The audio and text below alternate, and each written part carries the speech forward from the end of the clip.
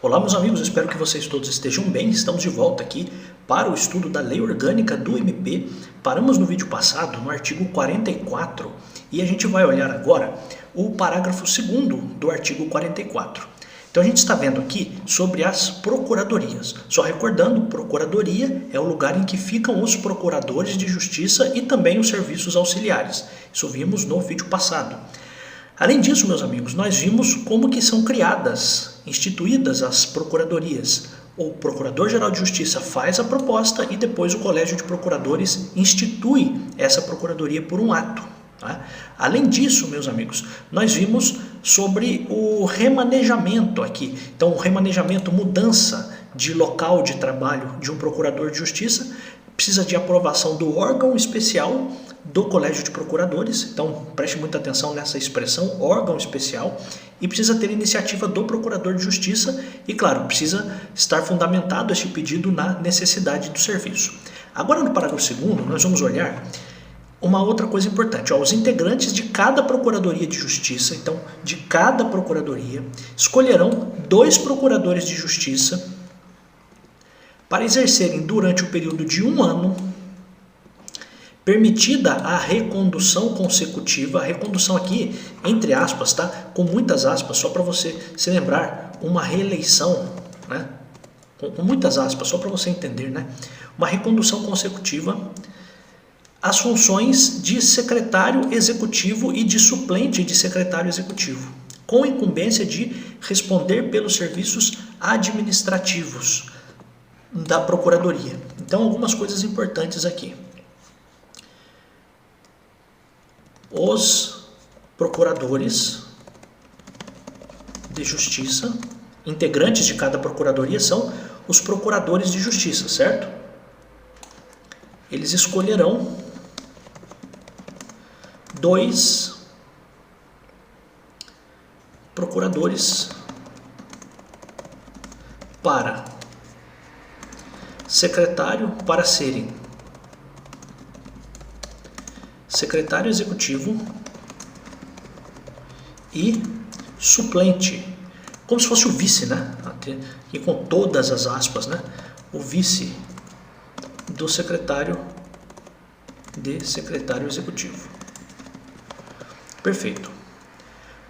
Prazo do mandato deste secretário executivo, 1 ano, possível uma recondução. Tá? Então isso é importante. E o que vai ser feito ali? O que fará o secretário e suplente? O que farão, né? Acho que é melhor. O que farão o secretário e suplente? Serviços administrativos da Procuradoria, tá? Então esse é um ponto bem interessante. Então haverá, e entenda, né? Isso aqui é uma função que o procurador eleito ou escolhido para ser o secretário executivo e o vice, eles vão ter por 1 ano, possível uma recondução consecutiva, né? Então passou 1 ano, ele pode ser escolhido de novo ali para ser secretário ou para ser o suplente, né? E qual a função dessas pessoas? Não é apenas atuar nos processos judiciais, eles vão também cuidar de serviços administrativos. Tá precisando comprar café, tá precisando pedir folha de sulfite, tá precisando ver a questão das férias, quais servidores vão pedir férias, o que vai acontecer, estamos precisando de gente, de servidor de concurso, né? Então tudo isso vai ser de fato verificado pelo secretário executivo e pelo suplente, tá? Cada procuradoria definirá consensualmente é por acordo, conforme critérios próprios, a divisão interna dos serviços processuais dentre os seus integrantes. Então, cada procuradoria que for criada vai definir consensualmente, por um acordo, por uma concordância, com a concordância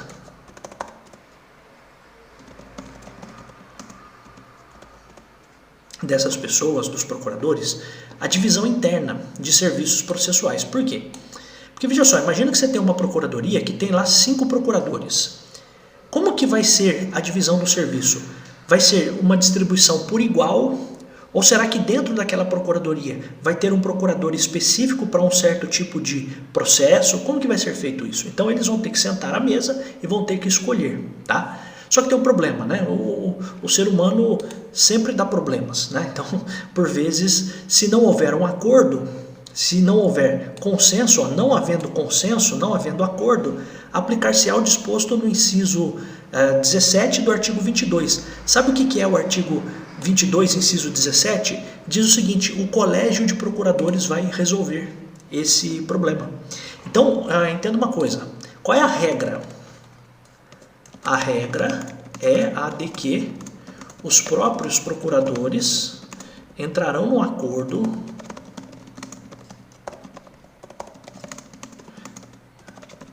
para definir a divisão de serviços dentro daquela procuradoria. Se não houver acordo, quem decidirá sobre a distribuição dos serviços será o Colégio de Procuradores de Justiça. Que meio que você já conseguiu entender que o Colégio de Procuradores é a reunião de todos os procuradores de justiça, tá bom? Então essa é a ideia do parágrafo 3º. Parágrafo 4º. As procuradorias de justiça realizarão obrigatoriamente, já tem aqui a expressão obrigatoriamente, preste atenção que você poderia já ter uma questão assim, né? As procuradorias de justiça realizarão facultativamente, não, elas vão realizar obrigatoriamente reuniões mensais. Então não é semanal, não é quinzenal, reuniões mensais, para tratar de assunto de seu peculiar interesse. Então as procuradorias vão fazer reuniões mensais, ok, e essas reuniões são obrigatórias. Tá, professor, mas o que vai ser discutido nessas reuniões? Veja, os procuradores de justiça, eles atuam em processos que já estão no Tribunal de Justiça. Então, eles atuam em segunda instância. Pois bem, por vezes, existem certos processos que sempre dão os mesmos problemas. Aí o que se pode chegar também num consenso? Toda vez que acontecer tal coisa, vamos fazer uma manifestação deste outro jeito? Então, por exemplo, imagine que você tem lá um processo por danos ambientais. Isso ocorreu na primeira instância e isso vai para o Tribunal de Justiça. Quem vai atuar lá? Os procuradores de justiça. Pois bem, pode ser que para um tipo específico de dano ambiental, as procuradorias de justiça ou os procuradores de justiça tenham, de certo modo, definido ou decidido que sempre que tiver um tipo de processo, nós vamos atuar de um determinado jeito, tá? Essa é a ideia. Então aqui, o que vai ser feito nessas reuniões? Do que vai se tratar? Vai se tratar, por exemplo, no inciso 1º, fixação de tese jurídica. Vou pular isso aqui para depois eu te explicar. Inclusive para interposição de recursos aos tribunais superiores. Tribunais superiores, aqui entenda, STJ e STF. Encaminhando o quê? As teses ao Procurador-Geral de Justiça para conhecimento e publicidade. Então aqui uma coisa importante é a expressão sem caráter vinculativo. Por quê? Porque você já viu que o membro do Ministério Público tem o que a gente chama de independência funcional. Então, quero que você entenda uma coisa. Pode ser feita uma fixação de uma tese jurídica, e aqui tese jurídica, entenda, fixação de um entendimento sobre um certo assunto, tá? Isso é fixação de uma tese jurídica. Inclusive com relação à interposição dos recursos aos tribunais superiores, por quê? Pode ser que para certas coisas o Ministério Público chegue à seguinte conclusão, os procuradores de justiça cheguem à seguinte conclusão: olha, para isso aqui nós vamos fazer tal recurso para o STJ, para isso aqui nós vamos fazer tal recurso para o STF e assim por diante. Tá? Então aqui pode parecer um pouco mais complexo, por isso que eu estou aqui investindo um tempo com você para explicar com todo esse cuidado, porque o inciso 1º trata de uma atuação específica dos procuradores dentro das procuradorias, que é de quando eles se reunirem, eles vão comentar, vão chegar a conversar dizendo o seguinte: olha, eu estou tendo muito processo sobre tal assunto. Aí outro procurador vai dizer: olha, eu também. Vamos então fixar uma tese, um entendimento sobre como que nós vamos nos manifestarmos, ou qual é uma sugestão de manifestação sobre um determinado assunto. Eu falei, por exemplo, sobre a questão ambiental. Tem questões criminais, você tem procuradorias que atuam na área criminal. Então pensa o seguinte: imagine que a procuradoria criminal entende que para um determinado crime não pode haver a progressão de regime. Né? Então, de a pessoa sair do regime fechado para ir para o semiaberto, para o aberto, imagine que na procuradoria existe esse entendimento. Então eles podem se reunir para fixar uma tese. É como se eles dissessem o seguinte: olha, a procuradoria criminal entende que é melhor fazer dessa forma. Isso é a tese jurídica. Inclusive, se for para recorrer, olha, aconteceu tal coisa, vamos recorrer para o STJ? Sim, mas qual recurso nós vamos utilizar? Vamos recorrer para o STF? Sim, mas qual recurso nós vamos utilizar? Depois disso, existe uma outra informação importante.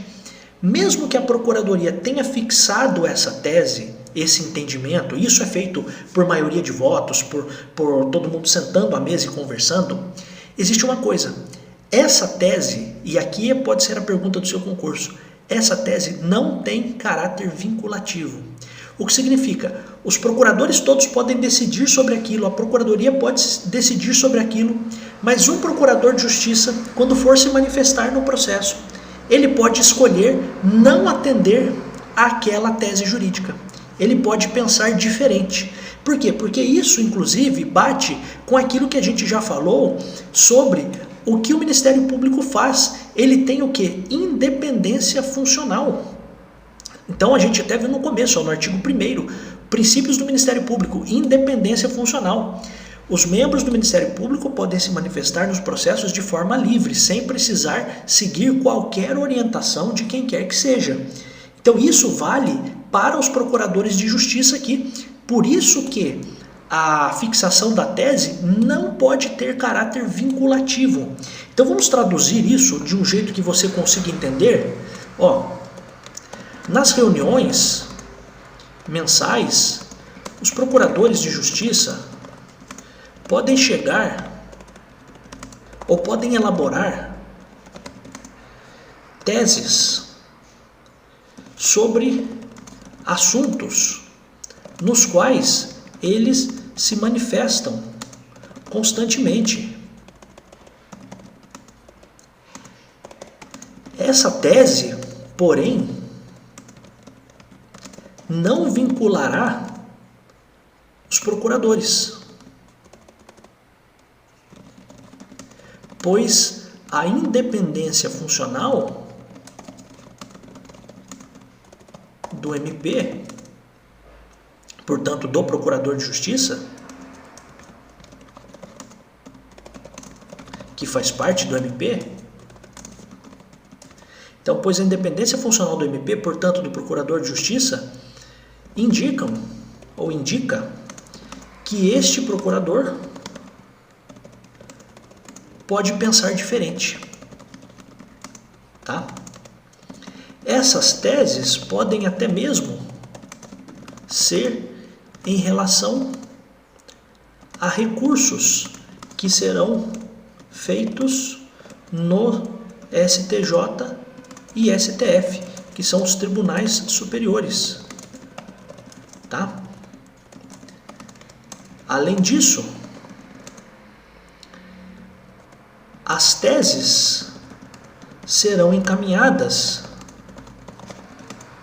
ao PGJ para que fique sabendo o que pensa aquela procuradoria e para que isso seja, ou para que isso se torne público, para que seja dada publicidade.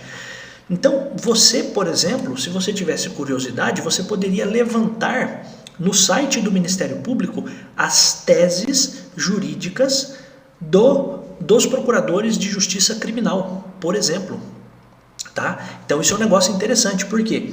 Porque aí você vai ficar sabendo o que pensam, ou o que pensam a maior parte dos procuradores daquela procuradoria. Então você vai ter lá um procurador de justiça ou uma procuradoria que atua na área de direito ambiental. Você pode levantar todas as teses relacionadas à procuradoria ambiental. E essas teses são discutidas nas reuniões mensais, que são obrigatórias, e além disso, uma outra informação importante mesmo com a tese feita, os procuradores que estão naquela procuradoria não são obrigados a seguir aquela tese. Ah, professor, mas então por que se faz a tese? É uma forma de pensar, é uma sugestão de atuação, mas não é uma obrigação, tá? Então essa é uma informação importante, porque a expressão sem caráter vinculativo poderia talvez trazer alguma dificuldade para você entender o que eu estou falando. Por isso que eu estou dizendo que não existe, neste caso, a vinculação por parte do membro do Ministério Público que atua como procurador de justiça. Ele está numa procuradoria que tem um pensamento que foi colocado numa tese, tá tudo bem, ele pode pensar diferente, por quê? Por causa da independência funcional.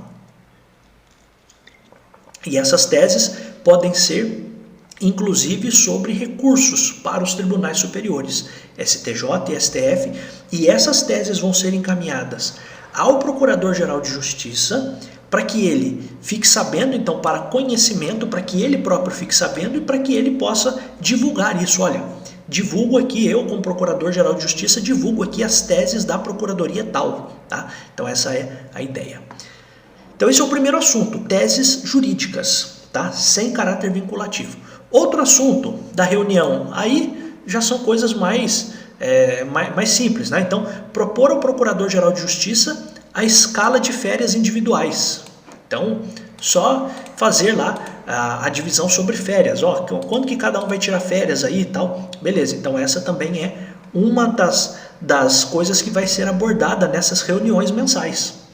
Então, imagina que os procuradores se reúnem e pensam o seguinte, que assunto nós vamos fazer? Estamos sem assunto? Abre a lei aqui e começa a ver, temos teses para fixar? Não, não temos. Então vamos ver as férias do pessoal? E assim por diante, tá? Então, escala de férias, o inciso 3º revogado. Outra coisa, ó, encaminhar à Procuradoria-Geral de Justiça sugestões para elaboração do Plano Geral de Atuação do MP.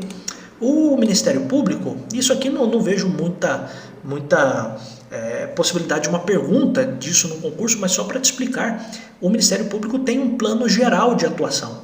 Então, o Ministério Público, por vezes, tem, num determinado ano, a ideia de atuar com mais ênfase em processos em que há violência doméstica contra a mulher, em alguns casos em que há crimes ambientais, em que há tráfico de drogas, lavagem de dinheiro. Existe um plano geral de atuação do MP e as procuradorias de justiça podem encaminhar ao Procurador-Geral de Justiça sugestões. Ó, quando o senhor for elaborar o plano geral, senhor Procurador-Geral, a gente tem aqui algumas sugestões, basicamente isso, tá?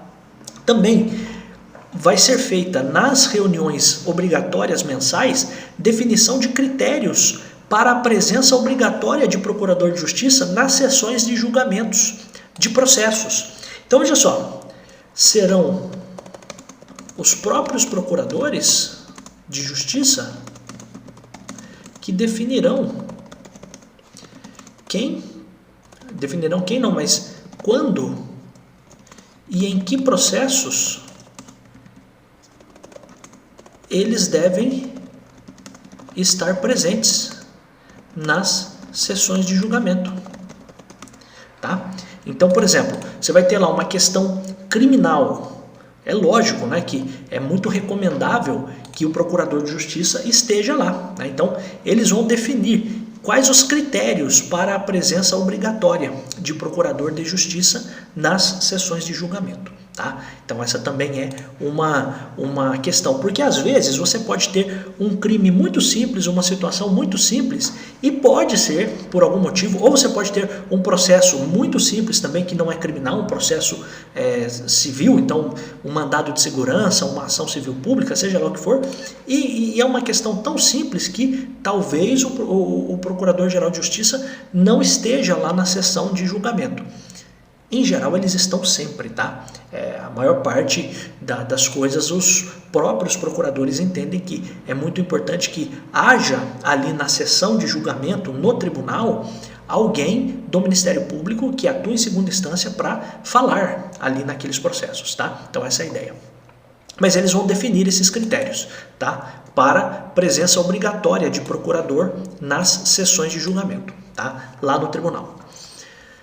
Pois bem, porque veja só, o trabalho do Procurador de Justiça a maior parte deste trabalho feito dentro do próprio Ministério Público, e vai ter um dia ou dois na semana que eles vão ter que estar lá no Tribunal de Justiça, na capital, para acompanhar o julgamento desses processos, tá? Então essa é a ideia.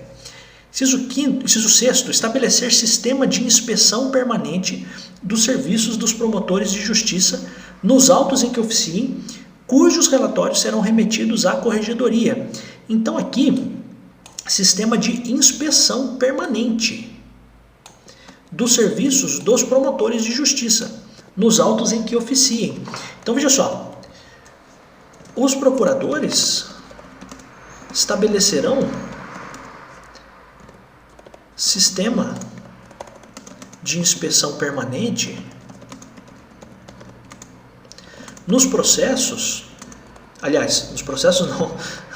nos serviços dos promotores que atuaram em primeira instância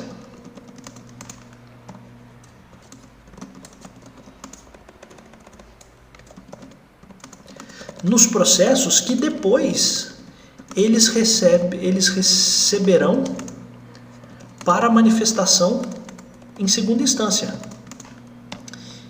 Tem muita lógica isso, né? Porque veja só, então o Ministério Público lá de Taubaté, de Cotia, sei lá, de Rosana, ele atuou num processo, e quem atua lá é o promotor de justiça, que atua na primeira instância. Depois, este processo pode ir para a capital, para o Tribunal de Justiça, na segunda instância. Então a primeira instância foi lá em Rosana, lá em Queluz, sei lá. E aí alguém recorreu deste processo, este processo foi para o Tribunal de Justiça. Pois bem, chegando lá, quem vai atuar naquele processo é o Procurador de Justiça. Perfeito. Só que tem uma coisa, entenda que pode ser que o promotor lá de Rosana, ou de Roseira, ou de Aparecida, ou de Bananal, seja lá de onde for, pode ser que esse promotor esteja errando nas argumentações, fazendo com que o Ministério Público perca certas ações. Então qual é a ideia? Os procuradores de justiça que já estão na segunda instância, eles podem fiscalizar, inspecionar o trabalho desses promotores. Então pensa o seguinte, o cara é procurador de uma procuradoria ambiental. Ok, então o que acontece? Ele está recebendo muitos processos que vieram lá de Ubatuba, por exemplo, litoral aqui de São Paulo. Então, processos ambientais de Ubatuba. E todos esses processos ambientais de Ubatuba, depois que são julgados na primeira instância, podem ser levados para julgar na segunda instância. E os procuradores começam a perceber que existem erros feitos pelos promotores de Ubatuba naquele processo. Então, o que se pode fazer? Pode-se fazer uma inspeção permanente. Então, o que está dito aqui no inciso é basicamente isso. Então, estabelecer o sistema de inspeção permanente dos serviços dos promotores de justiça nos autos em que oficiem. Quem oficiem? Nos autos em que os procuradores também atuam. Por quê? Porque às vezes o procurador de justiça vai pegar aquele processo e não tem mais como o Ministério Público ganhar aquela demanda, porque houve um erro lá embaixo, na primeira instância, no promotor de justiça. Então, por isso que é necessário que se faça essa inspeção permanente, tá? Estou explicando isso para você. E aí, isso vai ser feita, essa inspeção vai ser feita e os relatórios vão ser remetidos à Corregedoria Geral do MP, tá? Então, isso também é um ponto importante. Inspeção permanente. Então, os procuradores inspecionam os respectivos promotores que atuaram em processos que depois chegam para os procuradores atuarem. Então, o procurador criminal vai estabelecer inspeção permanente nos promotores de justiça criminais, tá? Então, o promotor que atua na área de mandado de segurança vai atuar e vai fazer inspeção permanente em promotores que atuam nessa situação, nessa questão de direito público, de proteção ao patrimônio público, interesse público, seja lá o que for, que fazem isso na primeira instância. Então essa é a ideia, tá bom? Então isso também é um ponto bem relevante, tá? Também os procuradores de justiça vão solicitar ao Procurador-Geral de Justiça a designação de estagiários, tá? Então lembre-se, estagiários são órgãos auxiliares, né? A gente até já viu aqui em cima, ó. São órgãos auxiliares, ó. Dentre eles os estagiários. Eu fui estagiário do Ministério Público, eu ganhava R$44 por mês. Acredite ou não, ganhava R$44 por mês. Aprendi muito, tá? Mas pagava pouco, né? Então, amigos, essa é a ideia. Então, solicitar ao Procurador-Geral de Justiça estagiários. E a última coisa, sugerir as atribuições a serem desempenhadas por funcionários e estagiários. Então, nessas reuniões também pode ser definido pelos procuradores de justiça o que cada estagiário vai fazer, quais são as atribuições dos estagiários e dos funcionários. E funcionários aqui, entenda, por oficiais de promotoria, por analistas jurídicos que trabalham junto às procuradorias e assim por diante. Tá? Então, vamos definir aqui, a gente tem aqui um analista e um estagiário, o que cada um vai fazer também. Tá? Então essa é a ideia. A participação nas reuniões das procuradorias de justiça é obrigatória e delas serão lavradas atas. Então veja só, a gente acabou de ver aqui em cima que essas reuniões mensais são obrigatórias. Então não basta que existam as reuniões mensais obrigatórias. Tem uma outra informação importante. Você que é procurador de justiça precisa estar lá. Isso é uma informação importante. Então não basta que, vamos fazer a reunião aqui. Reunião com uma pessoa não é reunião. Então todos os procuradores precisam estar lá. Né? Então a participação nas reuniões das procuradorias de justiça é obrigatória e delas serão lavradas atas, cujas cópias serão remetidas ao Procurador-Geral de Justiça, ao Corregedor-Geral do MP e ao órgão especial do Colégio de Procuradores. Então, todo mundo vai receber. Vai receber Procurador-Geral de Justiça, então, ata vai para PGJ,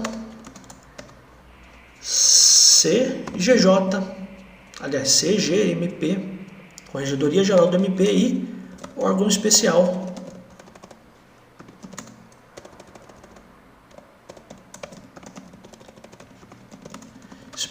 do Colégio de Procuradores, tá? Então essa galerinha vai receber essas atas de reunião. Inclusive porque, imagina que teve gente que faltou aqui, né? Então, se faltou, pode ser que a corregedoria instaure alguma coisa, tá? Então isso é importante, tá? Parágrafo 6º, qualquer membro do Colégio de Procuradores de Justiça poderá propor alteração na organização das procuradorias. Então, qualquer membro do Colégio de Procuradores pode propor a mudança na organização das procuradorias.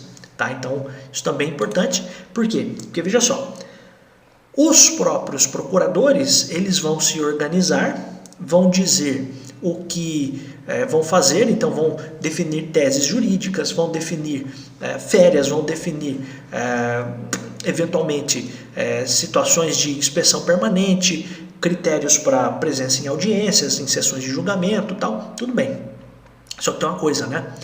A questão de o Colégio de Procuradores ser a reunião de todos os procuradores, por vezes um desses procuradores tem uma ideia e diz o seguinte: olha, será que não é melhor a gente organizar dessa forma? Então qualquer desses membros do colégio de procuradores pode sugerir, pode propor a alteração na organização das procuradorias. Parágrafo 7º, importante porque ele dialoga com o processo civil, tá? Lá no processo civil, artigos 178 e seguintes, a gente tem as hipóteses de intervenção do Ministério Público. Quem está lá no Base Jurídica, inclusive, já teve essas aulas, já teve até questões sobre isso. E existe lá quando o Ministério Público atua, na primeira instância, como fiscal da lei, que a gente chama de custos iuris, antigamente chamado de custos legis, o Ministério Público tem um prazo de 30 dias para atuação. E se ele não fizer o parecer em 30 dias, quando ele atua como fiscal, se ele não fizer essa manifestação em 30 dias, o juiz vai avocar, vai pedir o processo e vai dar andamento no processo. Isso na primeira instância. O parágrafo 7º do artigo 44 diz: o prazo para a devolução dos autos com manifestação de procurador de justiça não poderá, salvo em situações especiais, exceder 30 dias. Então aqui, uma informação importante é: no processo civil, o membro do MP que atua como fiscal da ordem jurídica tem 30 dias para fazer o parecer e, caso não o faça, o juiz pedirá o processo de volta e dará andamento ao processo. Agora, é lógico que isso aqui tem a clara conotação, lá no processo civil, da atuação do membro do MP na primeira instância. Só que tem uma coisa: na segunda instância, o prazo também é de 30 dias, mas em casos especiais pode ser excedido, tá? Então essa é uma informação importante para que você tenha, vou até colocar aqui, isso é uma orientação para primeira instância, tá? Já na segunda instância, o prazo também é de 30 dias, só que a própria lei diz que não pode exceder 30 dias, salvo em situações especiais. Então você lendo isso de um outro jeito, mas sem mudar o sentido do que está escrito aqui no parágrafo, a gente poderia dizer o seguinte: olha, a regra é 30 dias, mas em situações especiais pode-se ultrapassar esses 30 dias sem que exista aqui a mesma previsão de continuar o processo sem a manifestação do MP, como acontece lá no Código de Processo Civil. Tá? Então, lá no Código de Processo Civil existe essa indicação, que o membro do MP, quando ele atua como fiscal da ordem jurídica, ele tem 30 dias para se manifestar, a não ser que as leis lá digam outros prazos específicos só para o MP, mas a regra é a de que ele tem 30 dias para se manifestar, para fazer o parecer. Se ele não se manifestar nesse prazo, aí sim o juiz vai pedir o processo de volta e vai dar andamento ao processo, tá? Claro que isso é uma orientação para a primeira instância. Já na segunda instância, a gente não tem isso. Lá na segunda instância, o prazo é também de 30 dias, mas em casos especiais ele pode ser excedido, tá? Aí só a última coisa do artigo 45, os serviços auxiliares das procuradorias destinar-se-ão a dar suporte administrativo necessário ao seu funcionamento, ao desempenho das funções dos procuradores de justiça, e serão instituídos e organizados por ato do Procurador-Geral de Justiça. Então aqui uma questão importante, porque os serviços auxiliares, eles são instituídos e organizados por ato do Procurador-Geral de Justiça, mas sempre com a ideia de que serão os próprios procuradores que depois vão dizer o que cada um vai fazer, porque é o que a gente viu lá como temas das reuniões. Então, nas reuniões obrigatórias mensais, uma das coisas que pode ser tratada, o que é? Sugerir atribuições a serem desempenhadas por funcionários estagiários.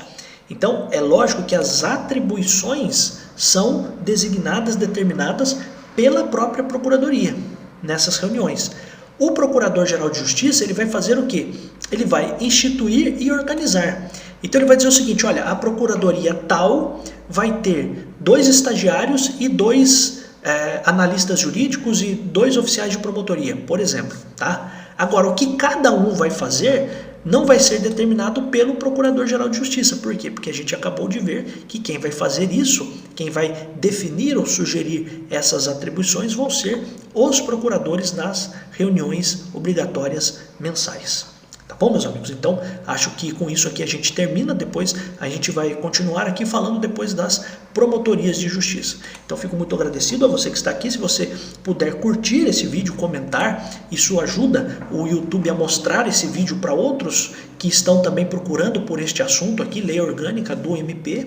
E, claro, fico sempre muito agradecido às pessoas que já se inscreveram. Peço que, se você não se inscreveu, que você se inscreva no canal. E, além disso, convido você a entrar no Base Jurídica, no plano mensal ou no plano anual. A gente tem aqui embaixo os links.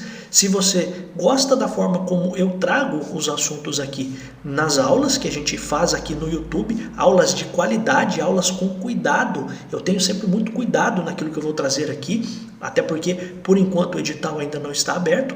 Eu sempre faço isso aqui com muito cuidado. Se você gosta do que é tratado aqui, essas anotações de aula estarão disponíveis lá dentro do Base Jurídica, dessa minha plataforma paga. E, além disso, a gente tem lá aulas inéditas que não estão e jamais estarão aqui.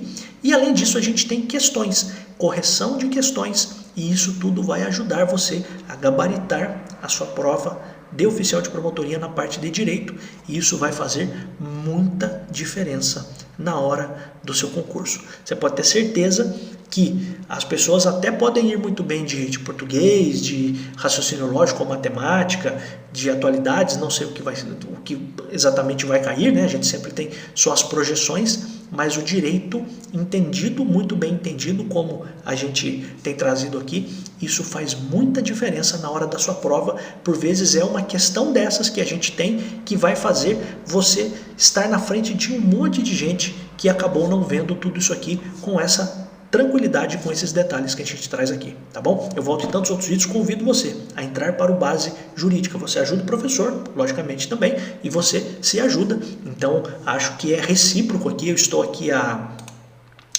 37 minutos, mais ou menos, gravando esse vídeo, 35, 37 minutos, né? Porque eu demoro um pouquinho para começar a falar aqui, mas o ponto importante é, gostaria muito que você entrasse, porque você se ajuda, você me ajuda. Eu acho que isso é uma troca muito legal, muito boa, e tenho certeza de que você vai gostar daquilo que é colocado lá. E quem entrar no plano anual ainda ganha a super revisão que nós vamos fazer antes da prova, super revisão profética, né? A gente já fez uma baita de uma super revisão para a Polícia Civil e também fizemos para o concurso de escrevente, foi muito legal, tá? Então, quero convidar você a estar no plano anual. Professor, e se demorar mais do que um ano para sair o concurso? Acho que não vai demorar, mas ainda que demore, posso assegurar para você que as pessoas que entraram no plano anual continuarão até a data da prova sem maiores problemas. Isso está gravado aqui e, enfim, todo mundo que me conhece sabe que eu cumpro aquilo que eu falo,